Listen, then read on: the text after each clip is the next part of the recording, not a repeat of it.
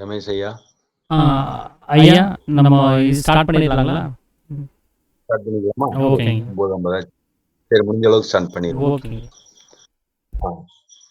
ஸ்ரீ சுவாமி ராமதீர்த்த பரமஹம்ச விஜயம் இன்னைக்கு 3வது பாகம்.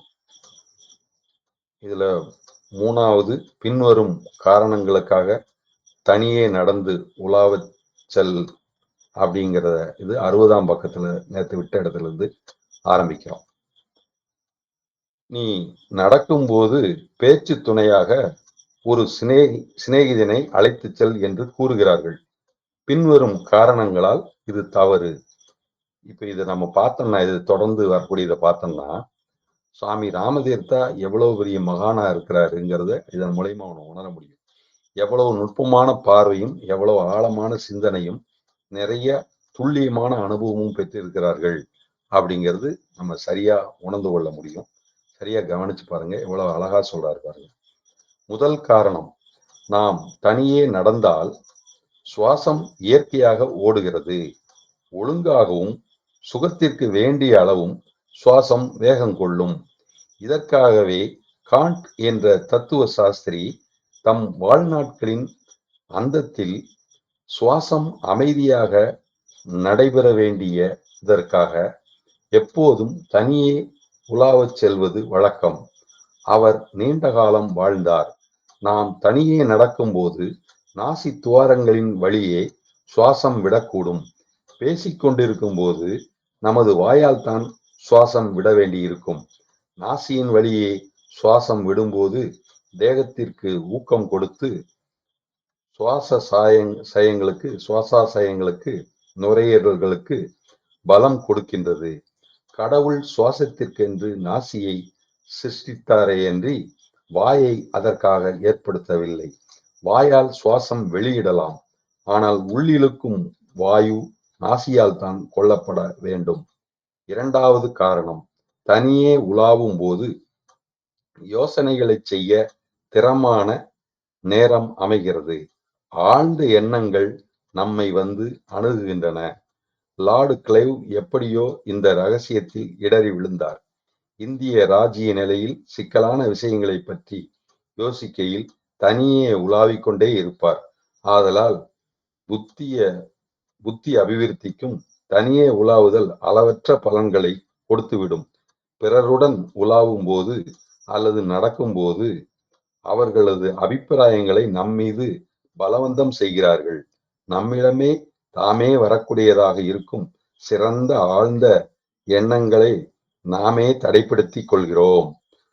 3வது காரணம், ஆத்ம பயிற்சி மூலமாக பார்த்தால் தனியே உலாவும் போது பிரிவுபடுத்தும் சக்திகள் உதறி எறியப்பட்டு மனமானது ஒரு நிலையில் கூடுகிறது. ஆத்ம சம்பந்தம் உள்ளதான மனோவேகம் தன்னைத்தான் அனுபவிக்கின்றது. மனோமயத்தின் சுகத்தால் சரீரமே உற்சாகம் ஊட்டப்படுகிறது. நீ ஆனந்த ரூபி என்ற எண்ணத்தை உண்டாக்கிக்கொள். ஒளிகளை விளக்கும் ஜோதி நானே. உயர்ந்த பயிற்சிகள் அடைவதற்கு இந்த எண்ணமே தடிக்க வேண்டும். நிலவில் உலாவுதல், விடியற்காலையில் உலாவி வருதல் ஆகிய இவை வர்ணிக்க முடியாத பலன்களை தருகின்றன. அஸ்தமன சூரியனையும் உதயகால சூரியனையும் நோக்கி செல்லுங்கள். நதிக்கரைகளின் மேலும் குளிர்ந்த மெல்லிய காற்று வீசும் இடங்களிலும் உலாவச் செல்லுங்கள். நீங்கள் பிரகிருதியுடன் ஏகமாக இந்த ஜகத்துடன் ஒன்றாக இருப்பதாக உணர்வீர்கள். இனிது இனிது ஏகாந்தம் இனிதுங்கிற மாதிரி எவ்வளவு அழகா சொல்லியிருக்கிறாரு பாருங்க, அனுபவிச்சு சொல்லியிருக்கிறாரு. காக்கை குருவி எங்கள் ஜாதி, கடலும் மலையும் எங்கள் தோழன்னு பாரதியார் சொல்ற மாதிரி எவ்வளவு தூரம் மலை காற்று மருந்து, கடற்காற்று மருந்துன்னு பாரதியாரு மந்த மாருதம் வீசுதே, மலைய மாருதம் வீசுதேன்னு சொன்ன மாதிரி எவ்வளவு நுட்பமாக அனுபவிச்சு சொல்லியிருக்கிறாரு. இதுதான் இயற்கையோடு இணைந்து வாழ்ற தன்மை அப்படிங்கிறதையும் நமக்கு மிக அழகாக ராமதீர்த்தர் நமக்கு இதுல சொன்னிருக்கிறது புரியும். அப்போ ஒவ்வொருத்தரும் அவங்கவுங்களுக்குள்ளேயே எவ்வளவு தூரம் அற்புதமா அந்த உணர்வை சரியா உணர வேண்டி இருக்கிறதுங்கிறது இதுல நமக்கு மிக சரியா புரிய வைக்கிறாரு. எவ்வளவு ஆனந்தமா சந்தோஷமா இருக்குது பாருங்க. இப்படி நுட்பமா பார்க்கறது தான் ஞான அனுபவம். ஞான அனுபவத்தினால ஞான ஆனந்தம் உண்டாகிறது அப்படிங்கிறது. அடுத்து 4வது, ஆனந்தம் என்பது எங்கிருக்கிறது? சைனியங்களைக் கொண்டு இதர தேசங்களை ஜெயிப்பதற்காக ஐரோப்பியரிடம் எனக்கு மனஸ்தாபம் இல்லை. ஒரு தேசம் ஆத்ம பயிற்சி அடையும் காலத்தில் இதுவும் ஒரு காலத்திற்கு அவசியமாக வேண்டியதுதான். இந்தியாவும் அவ்வித நிலையின் மூலமாகச் செல்ல வேண்டி இருந்தது. ஆனால் மிகவும் பழைய தேசமாதலால் உலகத்துப் பொருள்களையெல்லாம் சீர்தூக்கிப் பார்த்து அவை பிரயோசனமற்றவை என்று கண்டுகொண்டது.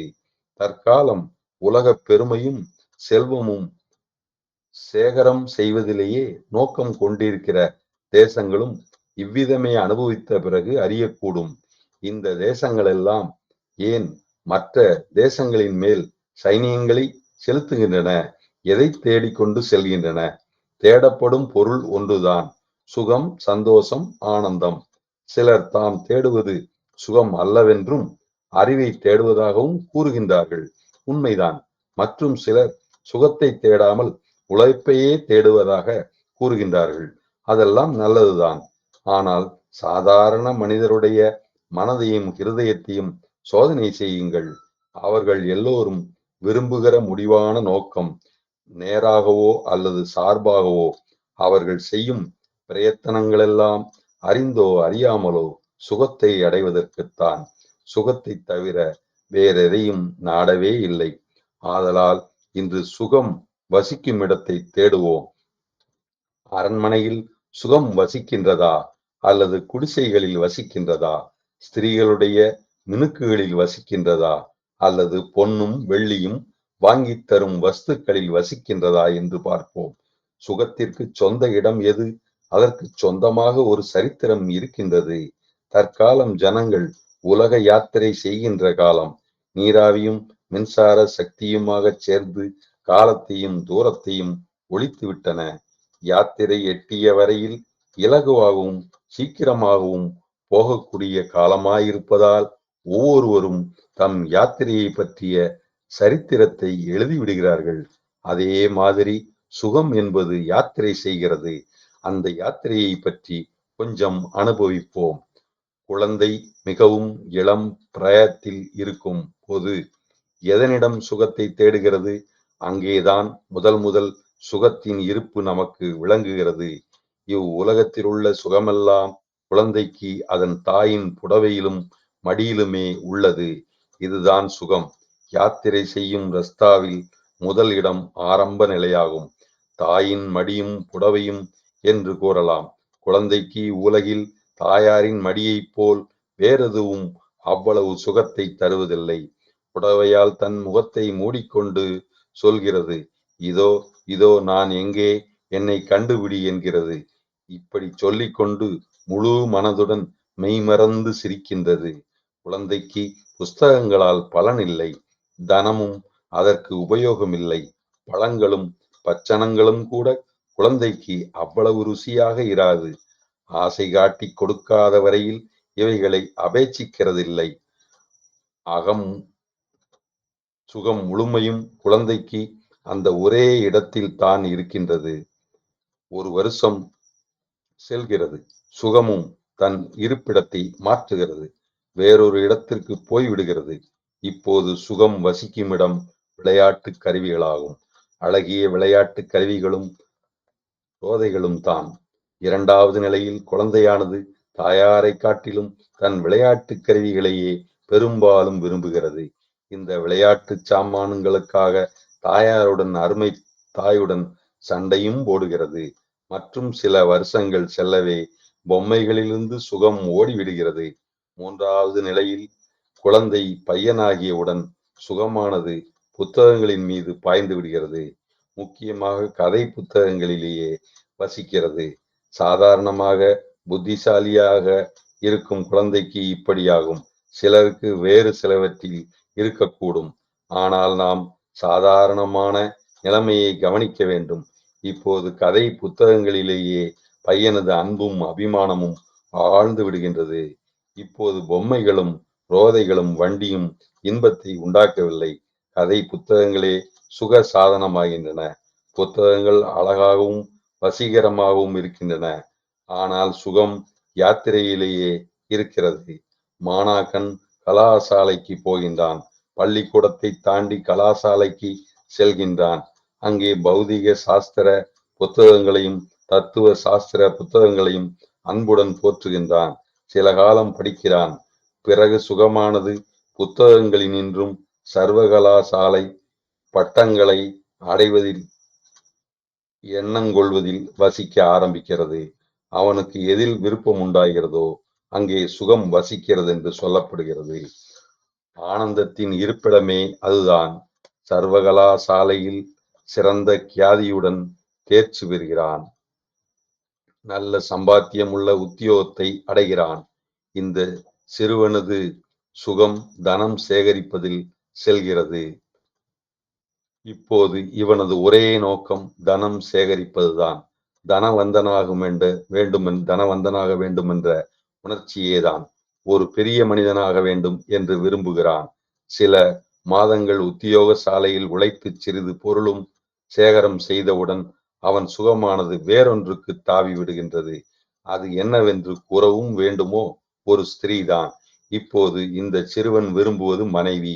மனைவிக்காக பொருளையும் செலவு செய்ய சித்தமாய் இருக்கிறான். தாயாருடைய புடவையில் மறைந்த சுகமெல்லாம் போய்விட்டது. விளையாட்டு பொம்மைகள் இனிப்பை தரவே இல்லை. கதை புத்தகங்கள் எல்லாம் விட்டெறியப்படுகின்றன. தன் வாழ்க்கையில் முழு கவனத்தையும் இழுப்பதாக இருக்கின்ற ஸ்திரீயை பற்றி ஏதேனும் கூறுவதாக இருந்தால் மாத்திரம் புத்தகங்களை படிக்கின்றான். மனைவிக்காக தனக்கு சொந்தமான எதையும் தியாகம் செய்கிறான். தன்னுடைய சுகம் வசிக்கும் இடமாகிய ஸ்திரீயின் சிறு சாயல்களுக்காக, அன்புக்காக கஷ்டப்பட்டு சம்பாதிக்கப்பட்ட தனமெல்லாம் காற்றில் பறக்க விடப்படுகின்றன.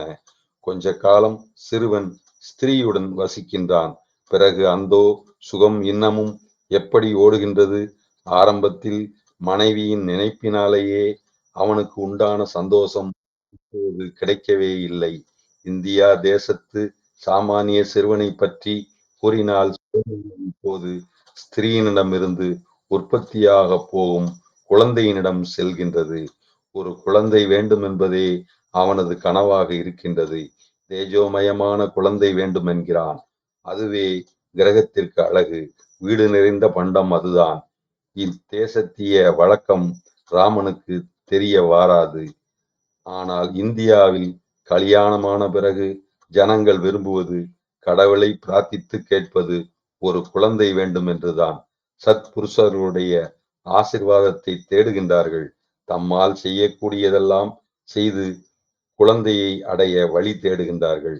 குழந்தையை எதிர்பார்ப்பதிலேயே சிறுவனுடைய சுகமெல்லாம் கூடுகின்றது. எதிர்பார்க்கும் நிலைமையில் சுகம் வசிக்கின்றது. சுகம் யாத்திரை செய்து வருகையில் குழந்தை தான் ஆறாவது நிலை. ஆனந்தம் செய்யும் யாத்திரையில் ஒரு இடம். கடவுள் அனுக்கிரகத்தால் குழந்தை பிறக்கின்றது.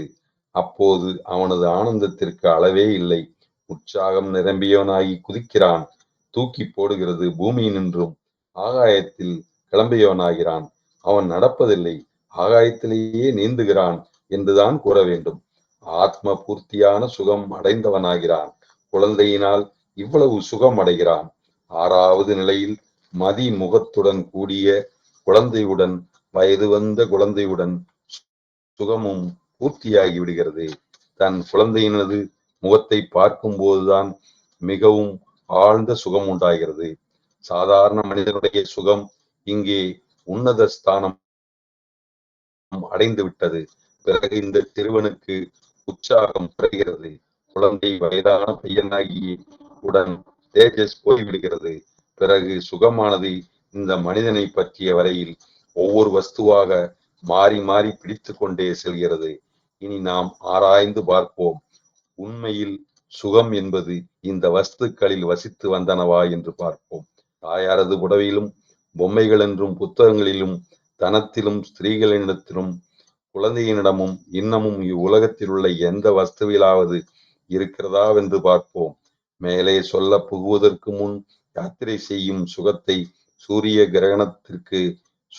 கிரணங்கள் யாத்திரை செய்வதற்கு ஒப்பிடுவோம். சூரிய கிரணமும் இடம் விட்டு இடம் போய்க் கொண்டிருக்கிறது. ஒரு சமயம் இந்தியாவில் பிரகாசிக்கிறது, மற்றொரு சமயம் ஐரோப்பாவில் பிரகாசிக்கின்றது. இப்படியே யாத்திரை செய்கிறது. மாலை வெயில் நீங்கும் போது எவ்வளவு வேகமாக இடத்துக்கிடம் செல்கின்றது பாருங்கள். கிழக்கு அமெரிக்காவில் பிரகாசித்து அங்கிருந்து மேற்கில் போய்க் கொண்டிருக்கிறது. சூரிய வெளிச்சம் எப்படி தத்தி தத்தி போய்க் கொண்டிருக்கிறது பாருங்கள். மேற்கே போய்க்கொண்டே போய் ஜப்பானுக்கு சென்று ஒளி வீசுகிறது. இடம் விட்டு இடம் யாத்திரை செய்கின்றது. இந்த இடங்களெல்லாம் சூரிய கிரணங்கள் காணப்படும் இடங்களெல்லாம் சூரியனது ஒளியை உண்டாக்கும் இடங்கள் அல்ல. சூரிய ஒளி வசிக்கும் இடங்கள் அல்ல. சூரிய ஒளி உண்டாகும் இடம் வேறு எங்கேயோ இருக்கின்றது. அது சூரியனிடம் உண்டாகின்றது.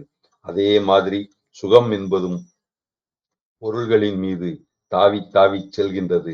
சூரிய ஒளி போலவே இதுவும் இடம் விட்டு இடம் பெயர்கின்றது.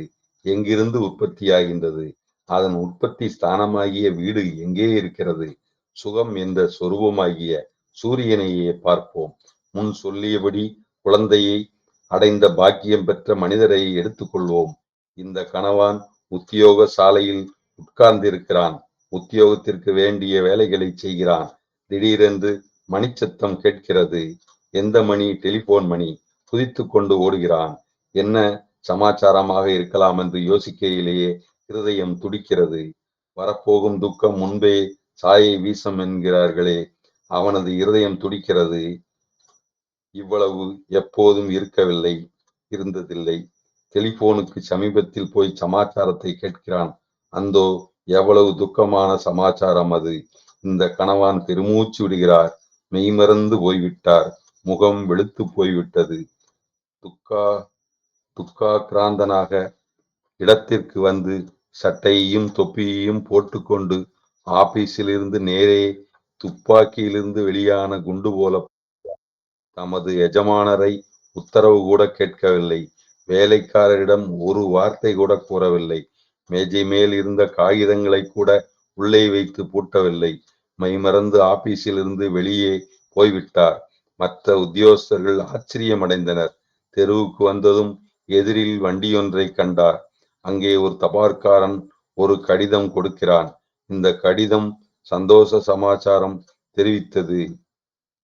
உலகப் பற்றுடையவருக்கு சந்தோஷ சமாச்சாரம். பெரிய நிதியொன்று அவர் பாகத்திற்கு கிடைத்தன. லாட்டரி சீட்டில் ஒரு பங்கு எடுத்திருந்தார். 10,000 ரூபாய்க்கு இவருக்கு கிடைத்தது. இந்த செய்தி இவருக்கு உற்சாகம் ஊட்டியிருக்க வேண்டும். சந்தோஷத்தை கொடுத்திருக்க வேண்டும். ஆனால் அப்படி ஒன்றையும் செய்யவில்லை. டெலிபோனில் கிடைத்த சமாச்சாரம் மனதில் கனமாக தங்கி நிற்கிறது. இந்த செய்தி கூட உற்சாகத்தை ஊட்டவில்லை. அதே வண்டியில் அவனுக்கு எதிரில் பெரிய பெரிய உத்தியோகம் வகிக்கும் கணவான் ஒருவர் உட்கார்ந்திருக்கிறார். அவரது வாழ்நாளில் இந்த உத்தியோகஸ்தரை பேட்டி காண பெரிய அவா கொண்டிருந்தார் இவர். ஆனால் இவர் இப்போது கண்ணால் கூட பார்க்கவில்லை. ஒரு ஸ்திரீயின் இனிய முகம் காணப்பட்டது. இந்த ஸ்திரீயின் முன் நின்று சில வார்த்தைகளாவது பேச வேண்டும் என்பது இவரது அவாவாக இருந்தது. ஆனால் இப்போது அம்மாதின் இனிய புன்சிரிப்புகள் இவரை இழுக்கவே இல்லை. இவரது ஆவல்தான் என்ன, கவலை என்னவென்று கேட்பீர்கள். தன் வீடிருக்கும் தெருவுக்கு வந்தார். பெருத்த சப்தமும் கூக்குரலும் கேட்டன. அளவற்ற புகை கிளம்பி மேலே சூரியனை மறைத்துக் கொண்டது. நெருப்பு ஜுவாலைகள் மேலே கிளம்புவதைக் கண்டான். தன் மனைவியும் பாட்டியும் தாயாரும் மற்ற உறவினர்களும் அழுது கொண்டிருக்க கண்டான். நெருப்பு வீட்டைச் சூழ்ந்து கொண்டதற்காக வருந்தினார்கள். தன் சிநேகிதர்களை எல்லாம் பார்த்தான். ஒரே வஸ்துவை காணோம். அவனது சுகத்தின் தற்கால வாசஸ்தலத்தை காணோம். அருமை குழந்தையை காணோம். இனிய முகத்துடன் கூடிய குழந்தையை காணோம். அதை காணோம். குழந்தை எங்கே என்று கேட்டான். மனைவி பதில் சொல்லவில்லை. அவள் விம்மி விம்மி அழுதாள். வாயை திறக்க முடியவில்லை. உண்மையை அறிந்தான். குழந்தை வீட்டிற்குள் அகப்பட்டு கொண்டது. நெருப்பு சம்பவித்த போது தாதியிடம் குழந்தை இருந்தது. தொட்டிலில் படுக்க வைத்திருந்தாள். தூங்கிற்று. தாதி வெளியே வந்து விட்டாள். வீட்டில் இருந்தவர்கள் வீடு நெருப்பினால் சூழப்படுவதைக் கண்டு பரபரப்பினால் ஓடிவிட்டார்கள். ஒவ்வொருவரும் குழந்தை அவரிடம் இருக்கிறது, இவரிடம் இருக்கிறது என்று நினைத்து கொண்டு வெளியே வந்து விட்டனர்.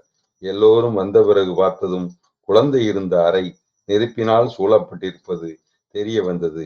பிறகு அழுகையும், பல்லை கடிப்பதும், உதடுகளை கடிப்பதும், மாரடிப்பதும் தான் நிரம்பின. உதவி கிடையாது.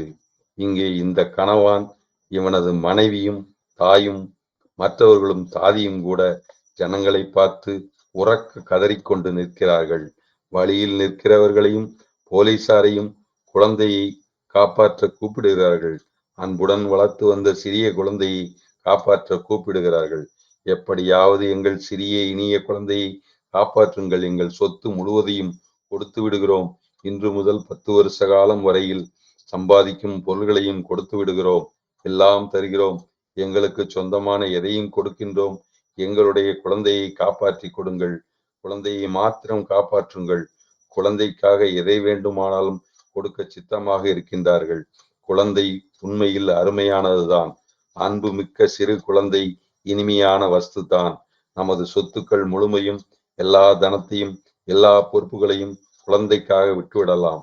ஆனால் ராமன் ஒரு விஷயம் கேட்கிறான். குழந்தையானது உண்மையில் சுகத்திற்கு மூலஸ்தானமா? உலகத்து வஸ்துக்களுக்குள் மிகச்சிறந்த வஸ்து அதுதானோ? உண்மைதானா? அல்லது சுகசாதனம் வேறெங்காவது இருக்கிறதா? சற்று நிதானமாக யோசியுங்கள். குழந்தை எல்லாவற்றையும் தியாகம் செய்ய தயார்தான். ஆனால் குழந்தையை கூட வேறொன்றை இன்னும் உயர்வாக கருதி தியாகம் செய்து விடவில்லையா? பொருள், தனம், சகல சொத்துக்களும் குழந்தைக்காக தியாகம் செய்யப்படுகிறது. உண்மைதான். ஆனால் அந்த குழந்தையும் மற்றொன்றிற்காக தியாகம் செய்யப்படுகிறது. நெருப்பில் குதிக்க தயாராக இருக்கும் மனிதர்களில் உயிரும் போய்விடலாம். அப்படி அருமையாக கருதப்படும் சிறு குழந்தை கூட வேறு ஒன்றுக்காக, வேறு ஏதோ மேலான பொருளுக்காக தியாகம் செய்யப்படுகிறது. அந்த வேறொன்று குழந்தையை காட்டிலும் இனிமையாக இருக்க வேண்டும். அந்த வஸ்துவே உண்மையில் சுகம் என்ற ஆனந்தத்திற்கு உண்மையான இருப்பிடமாக இருக்க வேண்டும். அது என்ன? அந்த உயர்ந்த வஸ்து எது? பார்த்துக்கொள்.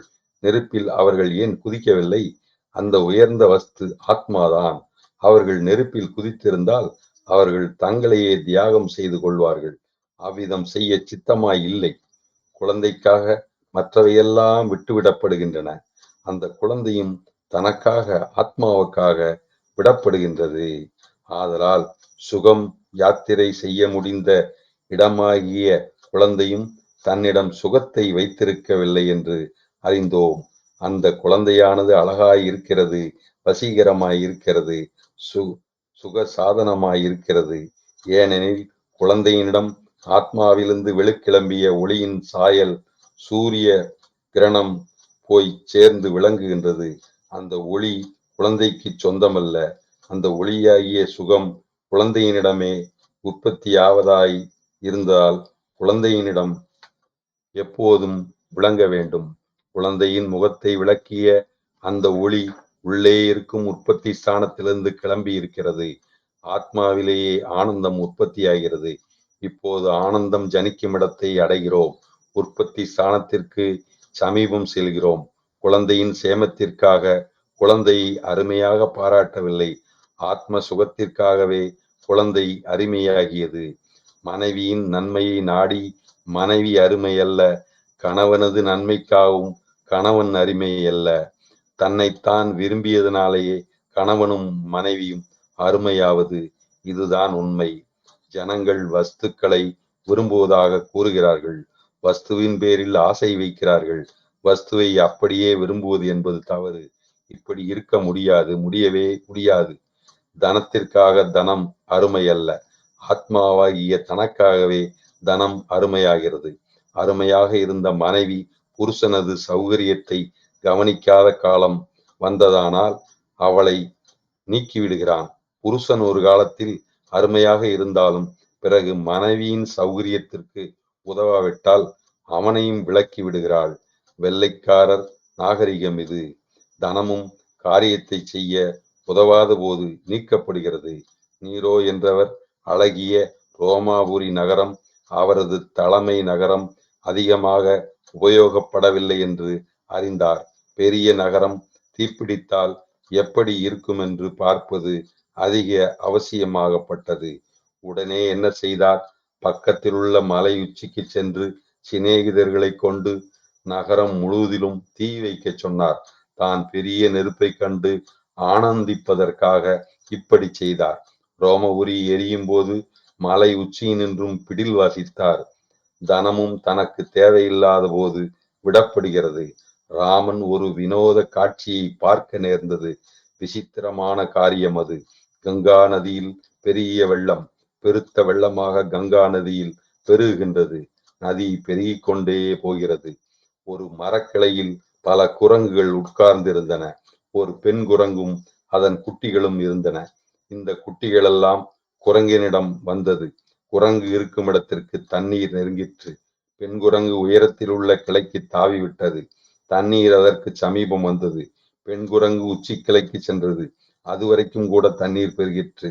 குட்டிகளெல்லாம் இந்த குரங்கின் உடலை பற்றி கொண்டிருக்கின்றன. தண்ணீர் அதன் காலடிகளில் பட்டது. உடனே ஒரு குட்டியை பிடித்து தன் காலின் கீழ் போட்டு கொண்டது. தண்ணீர் பெருகிற்று. மறுபடியும் மற்றொரு குட்டியை பிடித்து காலின் கீழ் போட்டு கொண்டது. மறுபடியும் தண்ணீர் பெருகியது.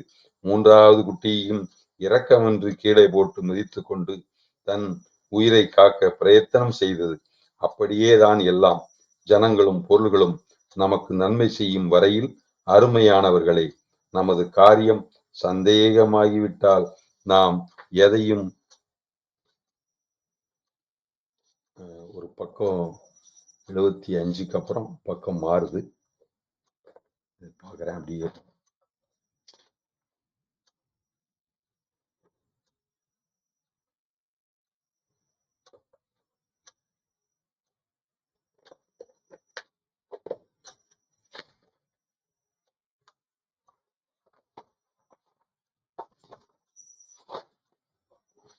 சரி, 10 மணி 18 நிமிஷம் ஆச்சு. அப்போ நமது காரியம் சந்தேகமாகிவிட்டால் எதையும் தியாகம் செய்து விடுவோம் அப்படின்னு அதை புரிஞ்சுப்போம். 75வது பக்கத்தோடு நிற்கிது. நாளைக்கு 75வது பக்கத்துக்கு மேலே அந்த இதில் பிடிஎஃப்ல பார்த்தாது நாளைக்கு எழுதிக்கிறேன். ஒரு 76 77 இதில் இல்லை. அதை பார்த்துட்டு தேடி பார்த்துட்டு அப்புறம் அதில் சேர்த்துக்கிறேன். நாளையிலிருந்து அதை வாசிப்போம். இன்னைக்கு 3வது பாகம் இதோட நிறைவு செய்து நாளைக்கு 4வது பாகம் ஸ்ரீ சுவாமி ராமதீர்த்த பரமஹம்ச விஜயம் தொடரும். நாளைக்கு 4வது பாகமா. இன்றைக்கு இதோட நேரமானதுனால அனைவருக்கும் ஆத்ம நமஸ்காரம் கூறி அமைகின்றேன். ஓம். அனைவருக்கும் ஆத்ம நமஸ்காரம். நமஸ்காரம் ஐயா. சரிங்க, அப்போ நிறைவு பண்ணிடலாங்களா? பண்ணிக்கலாம். சரிங்க. அப்போ நாளைக்கு வந்து நம்ம 9வது அத்தியாயம் சித்தவேதத்தில் இருக்கக்கூடிய விவரங்களை பார்த்துட்டு அதை தொடர்ந்து நம்ம இந்த ராமதீர்த்தருடைய இந்த புஸ்தகத்தில் 4ஆம் பாகத்தை தொடர்ந்து கவனிப்போம். அனைவருக்கும் ஆத்ம நமஸ்காரங்க. அனைவருக்கும் நமஸ்காரம். நன்றி ஐயா. அனைவருக்கும் ஆத்ம நமஸ்காரம் ஐயா. ஆத்ம நமஸ்காரம் ஐயா.